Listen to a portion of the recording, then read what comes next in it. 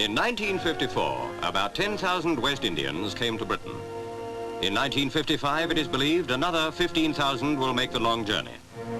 Already their coming has caused a national controversy, but one point must always be borne in mind.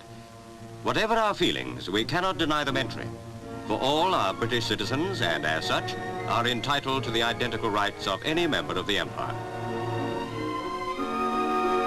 Now the end of their journey is near.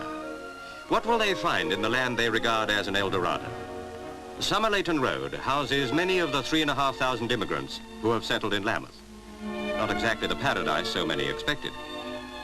At number 49, Mr. and Mrs. Austin live comfortably with their children. They are lucky, for many of their fellow immigrants have been crowded 6 or 7 to a room with a weekly rent of 30 shillings each.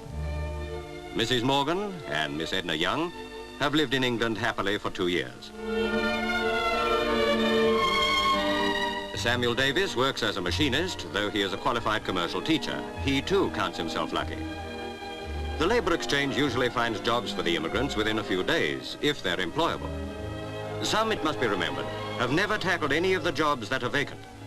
But for many, there will be wage packets of £9 or £10 a week, and contrary to reports, the influx of West Indians does not cause unemployment amongst the white workers.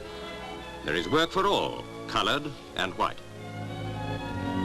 At a nursery in Cold Harbour Lane, their children are cared for whilst the parents are at work. The children are often the main reason for a West Indian's emigration. My child, he says, must have a better education than me. It is a policy that can only bring good to the British colonies. A plea for controlled immigration was taken to the Colonial Office by Lambeth's Mayor, Councillor White. There is an acute housing problem in the borough.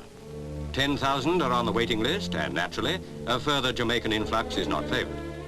When interviewed by our reporter, the Mayor put forward an answer to the problem. First and foremost, of course, is the long-term policy that ultimately will have to be adopted. And that is the development of the West Indies themselves, because that is the only answer to this particular problem. The West Indies, the travel brochures tell one, are gay, sunlit islands, a tourist's paradise. The West Indian who works in the sugar plantations for a few shillings a day thinks differently. True, his music is gay and his homeland sunny, but hundreds of his friends have no work and there is no dole. Many years ago, Lloyd George referred to the islands as the slums of the empire. The ramshackle, overcrowded houses tell why.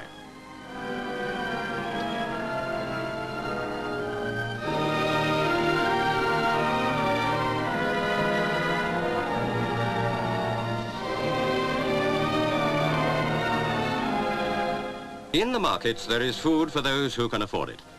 For those who cannot, Britain seems to provide an answer. Eagerly, they borrow their £80 fare. The market in Brixton is, for them, a happier place than a market in the tourist's paradise they have left. Much of the outcry against the immigrants arises from the colour bar, which legally does not exist in Britain. Nevertheless, we accept with little criticism the fact that thousands of white foreigners, including 15,000 former enemies, have made their homes in this country. Bill Strachan, in the centre, came from Jamaica during the war. He became an officer in the Royal Air Force and flew as a bomber pilot.